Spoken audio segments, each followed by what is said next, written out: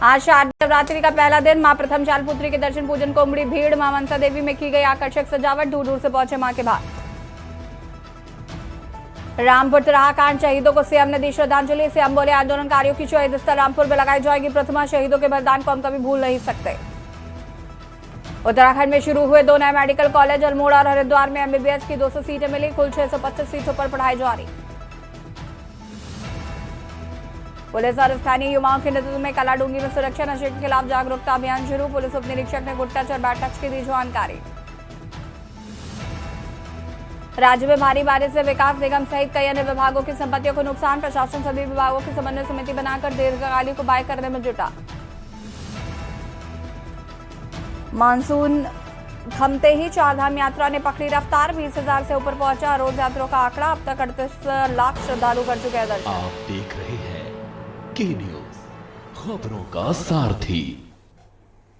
नमस्कार, खबर उत्तराखंड में आप सभी का स्वागत है। बाहू आपके साथ ऋषि शुक्ला। देहरादून से खबर आपको बता देते हैं, जहां पर 16 लाख घरों में लगाए जाएंगे प्रीपेड बिजली मीटर। बता दें कि प्रीपेड मीटर से दिन में सस्ती, रात में महंगी बिजली मिलेगी। जल्द शुरू होगा घरों में प्रीपेड मीटर लगाने का काम। दिन, रात और शाम का टैरिफ अलग अलग होगा।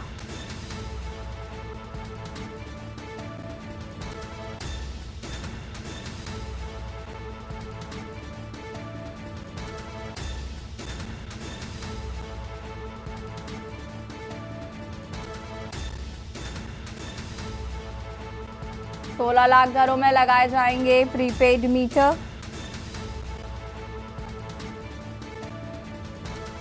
दिन में बिजली होगी सस्ती, रात में बिजली होगी महंगी।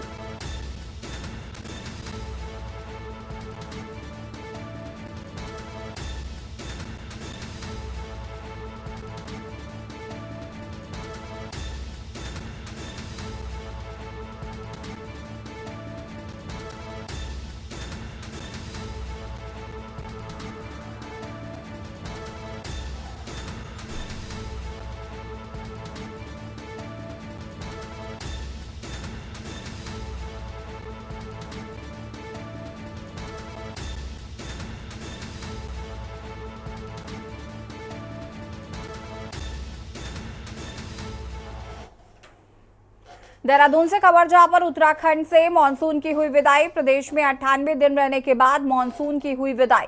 बता दें कि मौसम विभाग ने मानसून की विदाई का किया ऐलान। राज्य में इस बार सामान्य से 10% ज्यादा बारिश। उत्तराखंड में मानसून ने 27 जून को दी थी दस्तक।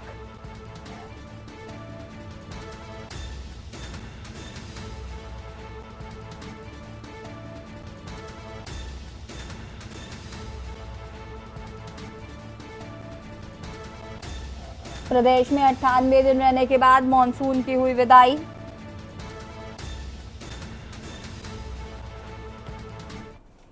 अल्मोड़ा से खबर आपको बता देते हैं, जहां पर धूमधाम से शुरू हुआ नवरात्र पर्व। देवी मंदिर में बड़ी संख्या में उमड़े श्रद्धालु। महिला पुरुष के साथ पहुंचे युवा और बच्चे। समिति अध्यक्ष ने कहा, पूरी होती है कामनाएं, मां का आशीर्वाद लेने पहुंच रहे हैं भक्तगण। बता दें आपको कि नवरात्र का पहला दिन आज।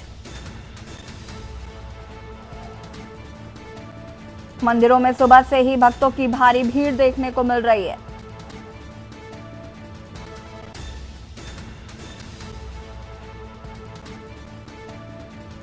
शासन प्रशासन अलर्ट।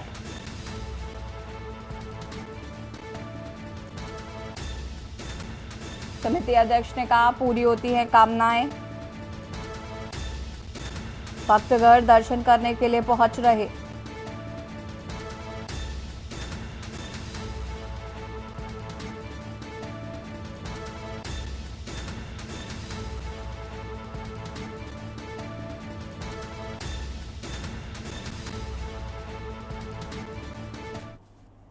देखिए, ये अल्मोड़ा अपने आप में एक सांस्कृतिक नगरी है और आज से अल्मोड़ा के अंदर नवरात्रि की शुरू हुई है। मैं आपके माध्यम से सभी क्षेत्रवासियों को, पूरे प्रदेशवासियों को बधाइयाँ दे देता हूँ इस नवरात्र में। और देखिए, पूरा शहर सांस्कृतिक नगरी का अल्मोड़ा होने के नाते पूरे अल्मोड़े के अंदर विभिन्न रामलीलाओं का मंचन हो रहा है। वहीं माता के स्वरूप को लेकर दुर्गा महोत्सव की तैयारियाँ चल रही हैं और इसी प्रकार पूरा शहर इस समय माता के रंग में रंगा हुआ है। और साथ ही साथ सभी लोगों के अंदर एक उत्साह के साथ लोग इस कार्यक्रम में भागीदारी कर रहे हैं। और अभी अब हमारी आज का प्रभात से के साथ निकल रही है कलश यात्रा। कदली वृक्ष छेदन के बाद दुर्गा पूजा का पहले चरण की पूजा की शुरुआत हो गई है। सार्वजनिक दुर्गा पूजा समिति के द्वारा दुर्गा मंदिर दिनेशपुर में देवी दुर्गा मां की झांकियों के साथ ही हरिचंद गुरुचरण मंदिर से पूरे दिनेशपुर नगर की परिक्रमा करने के साथ ही दुर्गा मंदिर प्रांगण तक क्षेत्र के तमाम जनप्रतिनिधि एवं मां के भक्तों के द्वारा एक शोभा यात्रा निकाली गई, जिसके बाद 11:07 पर कदली वृक्ष छेदन की प्रक्रिया कर क्षेत्र के 5 स्थानों पर विधि विधान के साथ केले का पेड़ काटते हुए मां के भक्तों के द्वारा सर पर कच्चा केला लेकर मंदिर में रखा जाता है। आज से 5 दिन बाद इसी केले को देवी मां के प्रसाद के रूप में चढ़ाया जाता है। आज से 5 दिन के बाद दुर्गा मंदिर दिनेशपुर में भव्य मेले का आयोजन भी किया गया।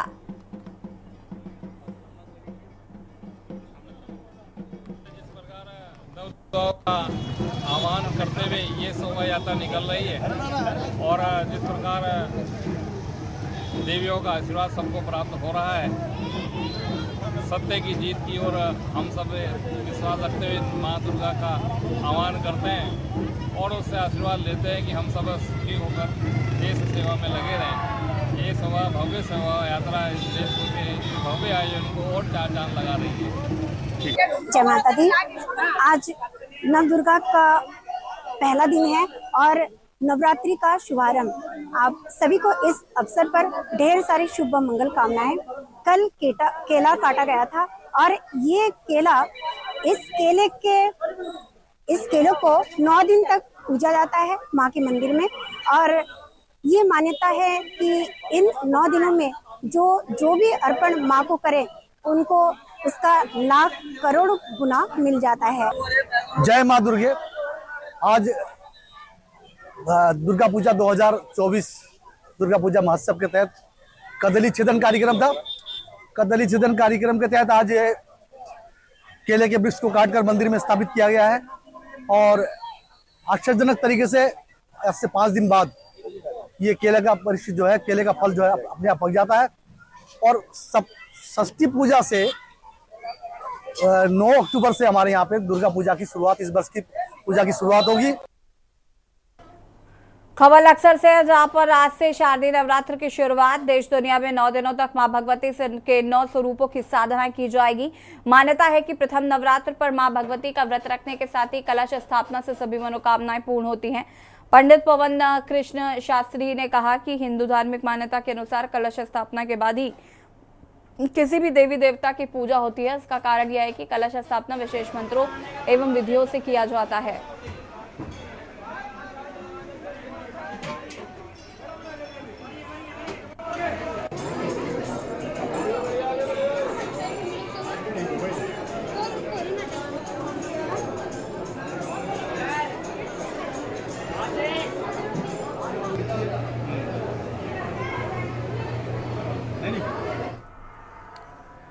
खबर लक्सर से, जहां पर लक्सर व आसपास के इलाकों में मां के नवरात्रों की धूम मची हुई है। मां के पहले नवरात्रि पर ही पूरा क्षेत्र भक्तिमय हो गया।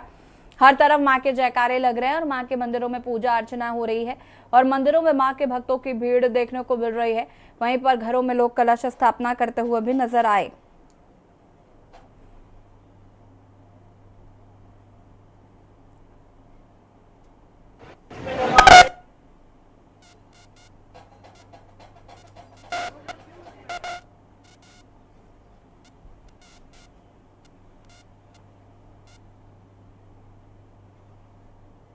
ये ऐसा है, जब राक्षसों के साथ युद्ध चल रहा था तो शिव जी ने जो है माँ पार्वती को ये जिम्मेदारी दी गई राक्षसों का संहार करने के लिए। तो तब से जो है राक्षसों ने भिन्न भिन्न प्रकार के स्वरूप धारण किए।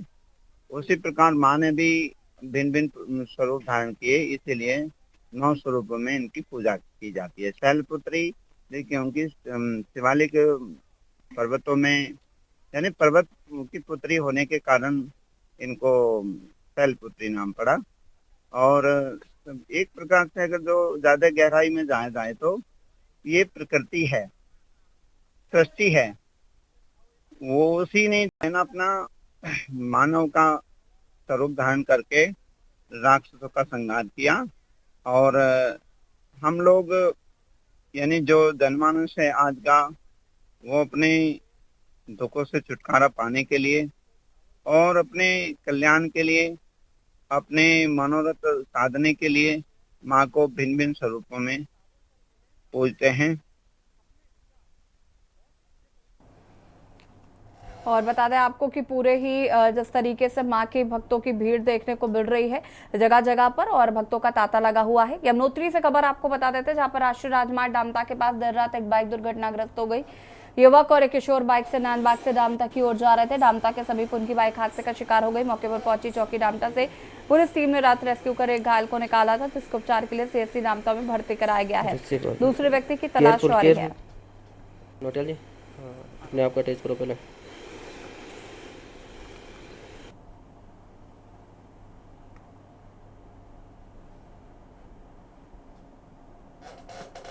कैबिनेट मंत्री गणेश जोशी ने मसूरी ट्रेडर्स एवं वेलफेयर एसोसिएशन द्वारा मसूरी में आयोजित डॉक्टर राधा कृष्णन शिक्षक सम्मान समारोह 2024 कार्यक्रम में बतौर मुख्य अतिथि शिरकत की। उन्होंने दीप प्रज्वलित कर कार्यक्रम का शुभारंभ किया है। इस दौरान मंत्री गणेश जोशी ने कार्यक्रम में उपस्थित शिक्षकों को डॉक्टर राधा कृष्ण सम्मान से सम्मानित किया। अपने संबोधन में कैबिनेट मंत्री गणेश जोशी ने आयोजन के आयोजकों की बधाई एवं शुभकामनाएं देते हुए कहा कि शिक्षक सही मायने में राष्ट्र निर्माता होता है।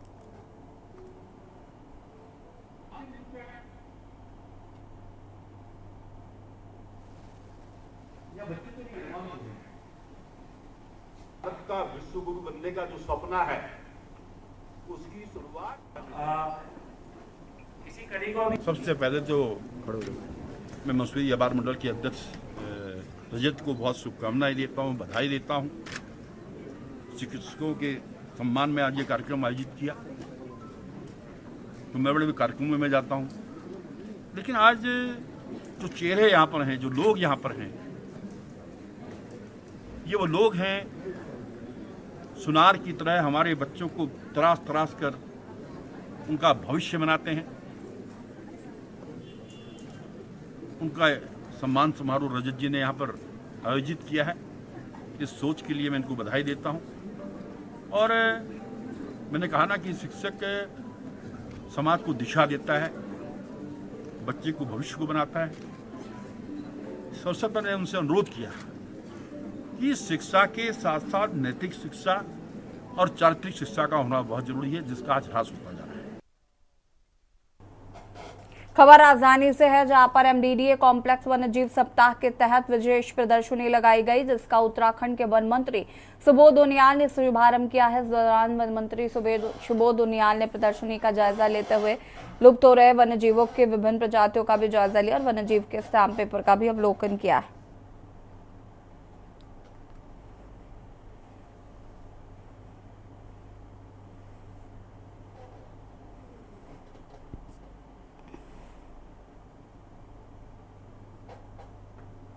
ये बहुत नायाब शुरुआत है हमारे वाइल्ड लाइफ वीक की, क्योंकि डाक टिकटों पे जो हमारे वन्यजीवों का वर्णन है वो हम प्रदर्शित कर रहे हैं। और बहुत हमारे टाइम में तो बहुत ज़्यादा था, अभी भी है। लोगों को स्टैम्प कलेक्शन का शौक होता है, उनके लिए बड़ी यूनिक गैलरी है। इस पे लोग आ सकते हैं और देख सकते हैं और कैसे कैसे हमारे देश की जो जैव विविधता है, इसमें कैसे कैसे हमारे देश की जो जैव विविधता है उसको हमारे डाक टिकटों में परिलक्षित किया गया है। तो ये बड़ा उसका नायाब कलेक्शन है जो आमतौर पे कहीं देखने को नहीं मिलता है।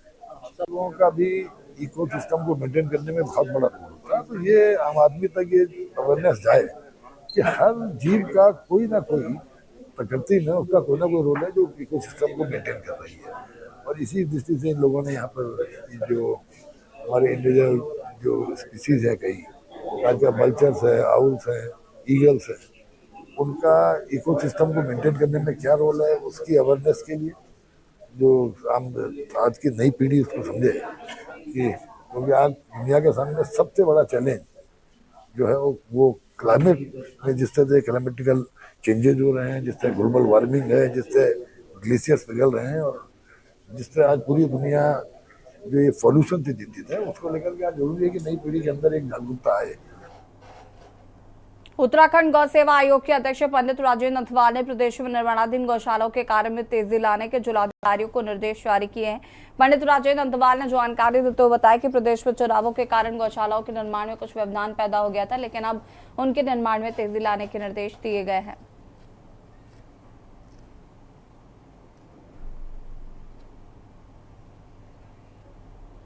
गौ सेवा आयोग की मैंने सभी अधिकारियों की जिले के बैठक ली थी, क्योंकि एक तो चुनाव के कारण जो गौशाला निर्माण का जो वो था कार्य वो जरा धीमा हो गया था, उसमें तेजी लाने के लिए निर्देश दिए।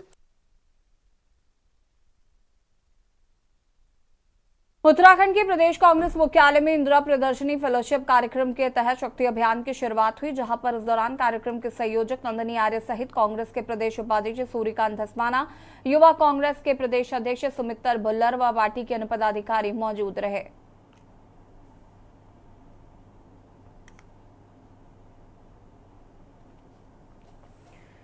उत्तराखंड की केदारनाथ विधानसभा में होने वाले उपचुनाव के लिए तमाम राजनीतिक दलों की तैयारियां तेज हो गई हैं। भाजपा, कांग्रेस के साथ ही तमाम अन्य क्षेत्रीय दलों ने चुनावी रणनीति पर मंथन शुरू किया है। सत्ताधारी दल भाजपा ने इस चुनावी दंगल को जीतने के लिए 5 कैबिनेट मंत्रियों को जिम्मेदारी दी है। इसके अलावा पार्टी के प्रचार प्रसार के लिए राज्य के मुख्यमंत्री पुष्कर सिंह धामी 6 अक्टूबर को केदारनाथ जाने वाले हैं, जहां पर मुख्यमंत्री विशाल जनसभा को संबोधित करेंगे। बता दें कि केदारनाथ उपचुनाव भाजपा के लिए प्रतिष्ठा का सवाल है। यही वजह है कि भाजपा ने केदारनाथ उपचुनाव को जीतने के लिए पूरी ताकत लगा दी है। देखिए रिपोर्ट।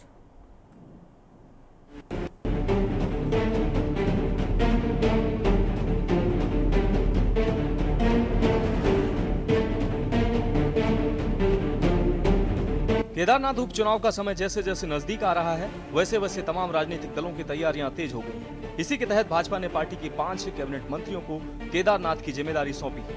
लगातार ये मंत्री क्षेत्र में जाकर पार्टी कार्यकर्ताओं से मुलाकात के साथ ही जनता की समस्याओं का समाधान कर रहे हैं, साथ ही जीत की रणनीति पर भी मंथन कर रहे हैं। इसके अलावा खबर है कि राज्य के मुख्यमंत्री पुष्कर सिंह धामी उपचुनाव के ऐलान से पहले केदारनाथ में अपना दम दिखाएंगे। सीएम धामी का 6 अक्टूबर को कार्यक्रम प्रस्तावित है। सीएम धामी बड़ी जनसभा को संबोधित करेंगे, साथ ही स्थानीय लोगों की समस्याओं को सुनकर उसका निदान भी करेंगे। वहीं कांग्रेस ने मुख्यमंत्री के कार्यक्रम में पहुंचने से पहले ही सवालों की लिस्ट तैयार की है। मैं उम्मीद करता हूं कि वहां की जनता मुख्यमंत्री जी से ये पूछे कि हमारे जो साल भर का उम्मीद था वो आपने ख़त्म क्यों किया, ये वहाँ की जनता उनसे पूछे।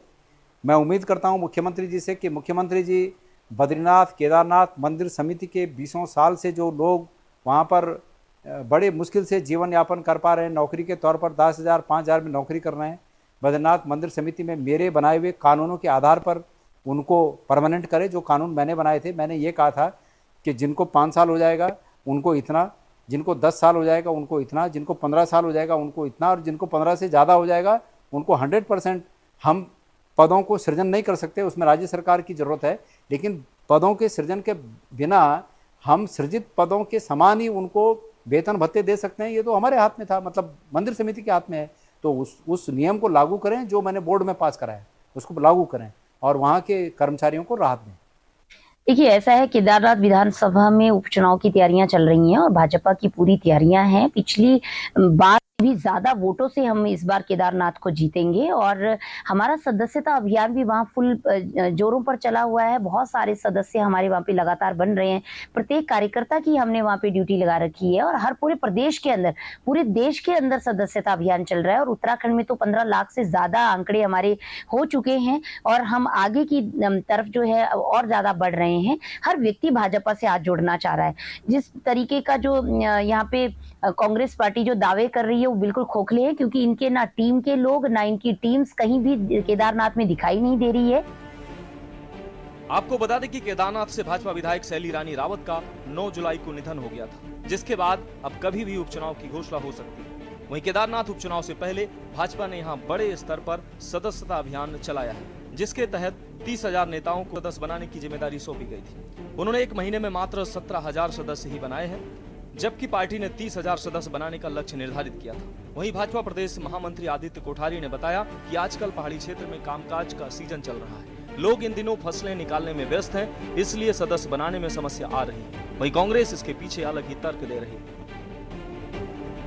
केदारनाथ विधानसभा में सदस्यता अभियान 3 सितंबर से प्रारंभ हो चुका था और 3000 से अधिक कार्यकर्ता हमारे सदस्यता अभियान में लगे हुए हैं और अभी तक 17,000 से अधिक प्राथमिक सदस्य वहाँ बन चुके हैं और अब धीरे धीरे उसमें प्रगति आ रही है और प्रतिदिन वहाँ 2000 से अधिक सदस्य इस समय केदारनाथ विधानसभा में बन रहे हैं। कल के हमने आंकड़ा दिया था, कल 2150 के करीब सदस्य हमारे प्राथमिक सदस्य कल बने थे और जैसे जैसे शुरू में ये ऑनलाइन होने के कारण से लोग इसमें अभ्यस्त भी नहीं थे और धीरे धीरे अधिक से अधिक लोग इसमें ट्रेंड होते जा रहे हैं। और उन्होंने गांव में एक और दिक्कत थी कि काम धंधा भी था, असूज का महीना था पर्वतीय हमारी हिसाब से। नहीं, लक्ष्य तो बहुत भारी भरकम रखा है भाजपा ने। सांसदों का लक्ष्य 15,000, विधायकों का लक्ष्य 10,000, दायित्वधारियों का लक्ष्य 7,000 और जिला अध्यक्षों का लक्ष्य 5,000 रखा है और इसी तरह से बाकी पदाधिकारियों का किसी का 700 तो किसी का 1,000 तक लक्ष्य है। लेकिन नतीजा कुछ और ही इसके उलट आ रहा है। नतीजा ये आ रहा है कि 13 विधायक तो 100 भी नहीं बना पाए और 7 विधायक 50 का आंकड़ा भी नहीं पार कर पाए। कारण सदस्यता अभियान के फेल होने का ये दिखाई पड़ रहा है कि जो प्रदेश अध्यक्ष हैं वो राज्यसभा सांसद भी हैं, दोहरी जिम्मेदारी उनको दे रखी है तो वो निर्वहन नहीं कर पा रहे हैं एक प्रदेश अध्यक्ष के रूप में यहाँ उत्तराखंड भाजपा के। तो कहीं ना कहीं मुझे लगता है भाजपा को आत्ममंथन की जरूरत है।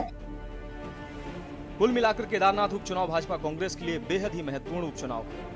इसके नतीजे राष्ट्रीय स्तर पर चर्चा का विषय बनेंगे। हालांकि कांग्रेस जीत को लेकर काफी आश्वस्त है, लेकिन भाजपा बद्रीनाथ और मंगलोर में मिली हार से बेहद चिंतित है। ऐसे में सवाल ये है कि यदि केदारनाथ में भाजपा को सदस्य बनाने के लोग नहीं मिल रहे हैं तो ऐसे में भाजपा को वोटर कैसे मिलेंगे, ये बड़ा सवाल है। Uttarakhand desk report. और खबर उत्तराखंड में फिलहाल लगता है, देखते रहिए के न्यूज़ इंडिया। नमस्कार। आप देख रहे हैं के न्यूज़, खबरों का सारथी।